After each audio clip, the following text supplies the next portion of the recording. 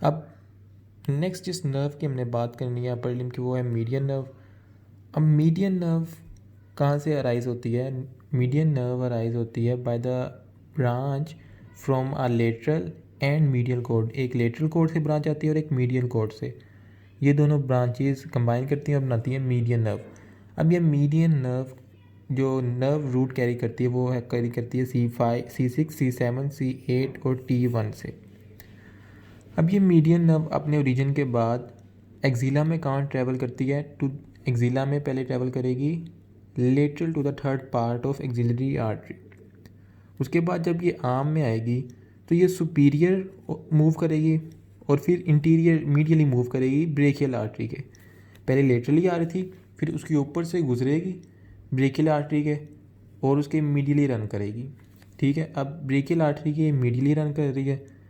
अब ये एंटर होगी क्यूबिटल फोसा में। क्यूबिटल फोसा में ये मीडियल टू द ब्रेक जो टेंडन ऑफ ब्रेकियाई है, ये ब्रेकियालिस मसल है, उसके मीडियली बाइसेप एपिन्यूरोसिस को पीस करेगी या उसके नीचे से पास करेगी। उसके बाद प्रोनेटर टीरीज के दो हेड्स होते हैं, उनके दरमियान में से रन करेगी और एंटर हो जाएगी फोर आर्म में। अब फोर आर्म में ये एक ब्रांच देती है, जैसे ही फोर आर्म में एंटर होगी ये एक ब्रांच देगी एंटीरियर इंटरोशियस नर्व, और उसके बाद ये कंटिन्यू करेगी बिटवीन फ्लेक्सर, ये फ्लेक्सर डिजिटोरम सुपरफिशियलिस है और ये है फ्लेक्सर डिजिटोरम प्रोफंडस। इन दोनों मसल्स के दरमियान में ये रन करेगी और एंटर हो जाएगी पाम में। जबकि जो एंटीरियर इंटरोशियस नर्व है ना, ये फ्लेक्सर डिजिटोरम सुपरफिशियलिस के नीचे से पहले पास करेगी, फिर फ्लेक्सर डिजिटोरम प्रोफंडस और फ्लेक्सर पोलिस लॉन्गस के दरमियान यानी उनके बिटवीन रन करेगी। ये उनके दरमियान से रन करती है, यानी उससे फ्लेक्सर डिजिटोरम सुपरफिशियलिस ऊपर होगा और फ्लेक्सर डिजिटोरम प्रोफंडस नीचे होगा, इस मीडियन नर्व जो कंटिन्यू हो रही है। जबकि इंट्रोशियस नर्व जो है फ्लेक्सर पोलिस लॉन्गस इस साइड पर होगा और फ्लेक्सर डिजिटोरम प्रोफंडस मीडियली होगा, उनके दरमियान से गुजरेगी और प्रोनेटर क्वाड्रेटस तक रीच करेगी और उसको इनर्वेट करेगी। जबकि जो मीडियन नर्व थी बाकी जो रह गई है वो हैंड में एंटर होगी, और हैंड में कहाँ एंटर होगी, कहाँ से? कार्पल टनल में से गुजरेगी। कार्पल टनल कौन बनाता है? फ्लेक्सर रेटिनैकुलम के नीचे से जो फ्लेक्सर टेंडन्स गुजरे रहते हैं उस वो बनाती है कार्पल टनल। यानी फ्लेक्सर रेटिनैकुलम के नीचे एक टनल सी बनती है स्पेस, उसे कहते हैं कार्पल टनल।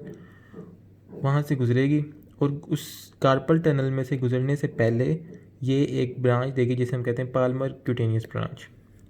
अब ये कार्पल टनल में से गुजरने से पहले दिया इसने पाल्मर क्यूटेनियस ब्रांच। अब ये पाम में एंटर होगी और पाम में एंटर होने के बाद ये देगी रिकरेंट ब्रांच और 3 कॉमन पाल्मर डिजिट नर्व्स। ये 3 कॉमन पाल्मर डिजिट नर्व्स जो कि बाद में डिवाइड हो जाएंगी प्रॉपर पाल्मर डिजिट नर्व्स में। अब ये हर कॉमन पाल्मर डिवाइड हो जाएगी प्रॉपर पाल्मर में। ये देखें दोनों में डिवाइड हो रही है प्रॉपर पाल्मर में। अब इनकी देखते हैं इनर्वेशन। जो इंटीरियर इंट्रोशियस नर्व है वो इनर्वेट करेगी। ये याद रखनी है कि इंपॉर्टेंट है कि इंटीरियर इंट्रोशियस नर्व इनर्वेट करती है half of flexor digitorum profundis को और फ्लेक्सर पोलिस लॉन्गस को और प्रोनेटर क्वाड्रेटस को। अदर हाफ को इनर्वेट करती है अल्नर नर्व। उसके अलावा जो मीडियन नर्व है वो इनर्वेट करती है प्रोनेटर टीरीज को जो बाकी रन कर रही थी। Nerve to flexor carpi radial है। जितने भी फ्लेक्सर मसल्स बाकी रह गए हैं ना सवाए फ्लेक्सर कार्पाई अल्नरिस के, उसे इनर्वेट करेगी मीडियन नर्व। उसके बाद हैंड में ये किसको इनर्वेट करती है? थिनार मसल्स को। कौन इनर्वेट करेगी? रिकरेंट ब्रांच जो मीडियन नर्व से आ रही थी वो इनर्वेट करती है थिनार मसल्स को। थिनार मसल्स में सिर्फ सवाए एक मसल के जो एडक्टर पोलिस लॉन्गस है वो इनर्वेट करती है अल्नर नर्व। उसके अलावा जितने मसल्स हैं ना abductor pollicis brevis, opponens pollicis और superior head of flexor pollicis brevis, deep head को भी अल्नर नर्व करती है। इनको इनर्वेट करेगी ये रिकरेंट ब्रांच इनर्वेट करेगी इन 3 मसल्स को। जबकि जो कॉमन पाल्मर डिजिट नर्व है ना ये एक तो इनर्वेट करेगी इनमें से ब्रांच निकलेगी 2 लम्ब्राइकल्स को, फर्स्ट 2 लम्ब्राइकल्स मसल को। बाकी ये क्यूटेनियस इनर्वेशन देगी टू द 3.5 फिंगर्स। जबकि ये जो दूसरी रह गई थी ना पाल्मर ब्रांच, ये Palmer branch medial aspect of the palm को इनर्वेट करती है क्यूटेनियस इनर्वेशन। बाकी कॉमन जो डिजिटल नर्व्स है ना वो 3.5 फिंगर्स को सेंसरी इनर्वेशन देती है। तो ये हो गया ओरिजिन, कोर्स और इनर्वेशंस ऑफ मीडियन नर्व। अब इसके क्लिनिकल्स की बात करते हैं। अब जो फर्स्ट क्लिनिकल है वो है मीडियन नर्व प्लेसी।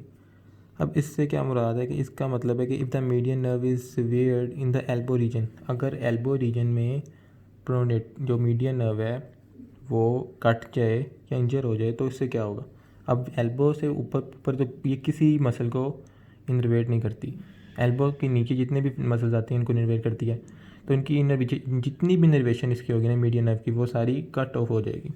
अब उससे होगा क्या, flexion at proximal interphalangeal joint is lost for 1 to 3 digits and weak for 4 and 5। 1 से लेकर 3 तक जितनी डिजिट्स हैं ना उनके लिए कम्प्लीटली लॉस हो जाएगी फ्लेक्शन एट प्रोक्सिमल इंटरफ्लेंजियल जॉइंट। ये होता है प्रोक्सिमल इंटरफ्लेंजियल जॉइंट, ये होता है डिस्टल इंटरफ्लेंजियल जॉइंट। तो प्रोक्सिमल इंटरफ्लेंजियल जॉइंट पर लॉस हो जाएगी 1 से 3 के लिए और वीक हो जाएगी 4 और 5 के लिए। अब 4 और 5 के लिए वीक इसलिए होगी क्योंकि जो फ्लेक्सर डिजिटोरम प्रोफंडस है ना वो उसे इन्वेट करती है अल्नर नर्व, ठीक है। और ये अल्नर नर्व जो है उसकी वजह से जो डिस्टल इंटरफ्लेंजियल जॉइंट पे फ्लेक्शन होगी उसकी वजह से थोड़ी बहुत फ्लेक्शन पॉसिबल होगी। जबकि फ्लेक्सर डिजिटोरम प्रोफंडस जो मीडियल साइड पर है उसमें उसे तो इन्वेट करती है मीडियन नर्व, लेटरल साइड पर लेटरल साइड पर उसे करती है जो है अपनी मीडियन नर्व। उसके अलावा वहाँ पर फ्लेक्सर डिजिटोरम सुपरफिशियलिस भी है। प्रोक्सिमल इंटरफ्लेंजियल जॉइंट पर फ्लेक्शन करता है फ्लेक्सर डिजिटोरम सुपरफिशियलिस और डिस्टल पे करता है फ्लेक्सर डिजिटोरम प्रोफंडस। अब जो हमारे पास फ्लेक्सर डिजिटोरम सुपरफिशियलिस है वो तो कम्प्लीटली लॉस हो जाएगा, जबकि फ्लेक्सर डिजिटोरम प्रोफंडस है वो मीडियल पे तो इनर्वेट करेगा लेकिन जो लेटरल साइड पे ना वो कट ऑफ हो जाएगा। तो 1, 2 और 3 डिजिट पे लॉस हो जाएगी, वीक फॉर 4 and 5 ये याद रखना है। उसके बाद फ्लेक्शन है distal interphalangeal joint is lost for 2 and 3 digit. Distal पे 2 और 3 के लिए लॉस हो जाएगी। और flexion at metacarpophalangeal joint is lost for 1 and 2 first 2 lumbricals. Metacarpophalangeal joint पर फ्लेक्शन को करते हैं लिम्ब्राइकल्स। तो इसका अगर हम समराइज़ करें ना इसको, तो जो सेकंड और थर्ड डिजिट है ना वो कम्प्लीटली उनकी फ्लेक्शन लॉस हो जाएगी। सेकंड और थर्ड की फ्लेक्शन जिस जॉइंट पर हो, जिस जॉइंट पर क्या है मेटाकार्पल फ्लेंजियल जॉइंट और डिस्टल इंटरफ्लेंजियल जॉइंट दोनों पे लॉस हो जाएगी। अब इस केस में ना हमारे पास जो कंडीशन होती है उसे कहते हैं हैंड ऑफ बेनिडिक्शन। जब नर्व प्लेसी कहाँ पर हो, एल्बो पे, एल्बो पे अगर नर्व इंजर हो जाए तो उसकी वजह से हैंड ऑफ बेनिडिक्शन होगा। ये देखें ये होता है हैंड ऑफ बेनिडिक्शन। इसमें सेकंड और थर्ड के देखें फ्लेक्शन बिल्कुल लॉस हो गई है, इसलिए अगर वो अपने बंद भी करना चाहेगा ना हैंड को तो फिस्ट बनाना भी चाहेगा ना तो सेकंड और थर्ड एक्सटेंड रहेगी, जबकि फोर्थ और फिफ्थ मैंने कहा था वीकली लॉस होती है इनकी फ्लेक्शन, तो ये वीकली फ्लेक्स कर जाएंगी। तो इस हम पोजीशन को कहते हैं हैंड ऑफ बेनिडिक्शन। नेक्स्ट है इंटीरियर इंट्रोशियस सिंड्रोम। अगर हमारे पास इंटीरियर इंट्रोशियस नर्व इंजर हो जाए तो उससे क्या होगा। अब इंटीरियर इंट्रोशियस नर्व किन किन मसल को इन्वेट करती थी, फ्लेक्सर डिजिटोरम प्रोफंडस के लेटरल साइड को और फ्लेक्सर पोलिस लॉन्गस मसल को, फ्लेक्सर पोलिस लॉन्गस। तो अब अगर इसकी इंजरी होगी तो क्या होगा, अब अगर इसकी इंजरी होगी तो ओके साइन जो होता है ना आमतौर पर इस तरह बनता है, तो वो अगर हम उस पेशेंट को कहेंगे कि ओक साइन बनाए तो उससे वो ओके साइन नहीं बनेगा। So when a person attempts to make an okay sign a pinch posture of hand result instead of circle. यानी नॉर्मली ओके साइन इस तरह होता है, अब जिसमें वो इंटीरियर इंट्रोशियस सिंड्रोम है वो ऐसे ओके साइन बनाएगा, क्योंकि फ्लेक्सर डिजिटोरम प्रोफंडस का क्या काम था, डिस्टल इंटरफ्लेंजियल जॉइंट पर फ्लेक्शन करना, और फ्लेक्सर पोलिस लॉन्गस का काम था थंब के डिस्टल इंटरफ्लेंजियल जॉइंट पर फ्लेक्शन करना। अब इनकी डिस्टल इंटरफ्लेंजियल जॉइंट पर जब फ्लेक्शन ही नहीं होगी तो वो करने की कोशिश भी करेगा तो नहीं होगी, और वो इस तरह बनाएगा अपने, इस तरह ओके साइन बनाएगा। जबकि जिसमें सही है तो उसमें फ्लेक्शन होगी डिस्टल इंटरफ्लेंजियल जॉइंट पर, उसका ओके साइन बिल्कुल सही बनेगा। नेक्स्ट है प्रोनेटर सिंड्रोम। अगर मीडियन नर्व कंप्रेस हो जाए between the heads of pronator teres तो उसे हम कहते हैं pronator syndrome due to trauma muscle hypertrophy, इनकी वजह से होता है। इसकी वजह से होगा क्या, pain and tenderness in the proximal aspect of anterior forearm. Paresthesia, hyperesthesia का मतलब है decrease sensation of the palmar aspect and lateral 2.5 digits. अगर वहाँ कंप्रेस होगी तो ज़ाहिर बात है जो क्यूटेनियस इनर्वेशन जहाँ पर जा रही है वो भी कम हो जाएगी, डिक्रीज हो जाएगी। नेक्स्ट जो मोस्ट इम्पोर्टेंट क्लिनिकल है वो है कार्पल टनल सिंड्रोम। इसमें क्या होता है कि size of carpal tunnel is reduced और size of structure that passes through it में इंक्रीज। कार्पल टनल का साइज़ या तो रिड्यूस हो जाए या जो फ्लेक्सर टेंडेंस इसमें से गुजर रहे हैं उनकी साइनोवियल शीट जो है वो इनलार्ज कर जाए। इसकी कॉजेज़ क्या हैं, inflammation of synovial sheet, fluid retention, infection, excessive exercise of fingers. इसकी वजह से ना कार्पल टनल जो है रिड्यूस हो जाता है उसका डायमीटर। अब इसकी वजह से होगा क्या, पैरेस्थीजिया, हाइपोथीजिया यानी डिक्रीज सेंसेशन हो जाएगी, और एनाथीजिया या कंप्लीट लॉस ऑफ सेंसेशन हो जाएगी। में अकर इन लेटरल 3.5 फिंगर्स, जहाँ पर इनर्वेशन जाती है मीडियन नर्व की वहाँ पर डिक्रीज सेंसेशन हो जाएगी। Progressive loss of coordination and strength of thumb muscle की जो स्ट्रेंथ है वो भी लॉस हो जाएगी यानी वीक हो जाएगी। डिफ़िकल्टी इन ग्रिपिंग थिंग्स, अब ग्रिपिंग थिंग्स जो है या ग्लास उठाएंगे तो वो आसानी से नहीं उठाया जाएगा क्योंकि मसल भी वीक हो चुके हैं। इसके अलावा बट ये इंपॉर्टेंट पॉइंट है कि but there is no paresthesia over the thenar eminence because palmar cutaneous branch passes over the flexor retinaculum. अब जो पाल्मर साइड पे क्यूटेनियस इनर्वेशन जा रही है ना थिनार मसल्स के ऊपर, वहाँ पर कोई इफेक्ट नहीं होगा।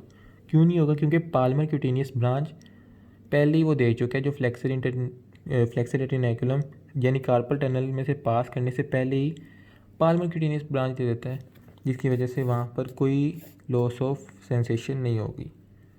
अब इसकी ट्रीटमेंट क्या है कि हम कार्पल टनल रिलीज़ करें, पार्शल और complete surgical division of flexor retinaculum में भी नेसेसरी।